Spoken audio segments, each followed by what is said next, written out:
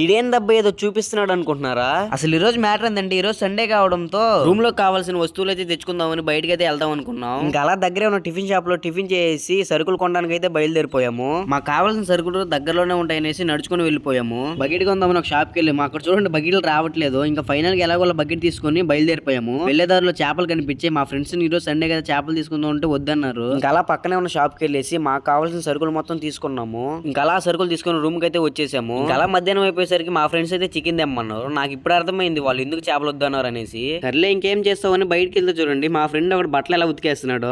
ఇంకా అలా దగ్గరలో ఉన్న చికెన్ షాప్ కి అయితే వెళ్ళేసి చికెన్ అయితే తీసేసుకున్నాం. ఆ చికెన్ తో మా ఫ్రెండ్స్ బిర్యానీ చేద్దాం అనుకున్నారు. బిర్యానీ చేసి చూడండి వాళ్ళు జోక్లు ఎలా వేసుకుంటున్నారు, లవర్ కోసం మాట్లాడుకుంటున్నారు అనమాట అక్కడ. ఇంకా ఫైనల్ గా బిర్యానీ చేసేసారు. బిర్యానీ చూడడానికి ఎలా ఉందో కామెంట్ చేయండి ఫ్రెండ్స్. ఒకప్పుడు నేను బ్యాచులర్ లైఫ్ అంటే చాలా ఈజీ అనుకున్నాను, బట్ నాకు ఇప్పుడు తెలుస్తుంది ఎంత కష్టమో. ఇంకా ఫైనల్ గా బిర్యానీ అయితే తినేసాము. టేస్ట్ విషయానికి వస్తే పర్లేదు. మన వీడియోస్ ఎవరైనా కొత్తగా చూస్తుంటే ఫాలో అండ్ సబ్స్క్రైబ్ చేసిండే. ఉంటాను మరి.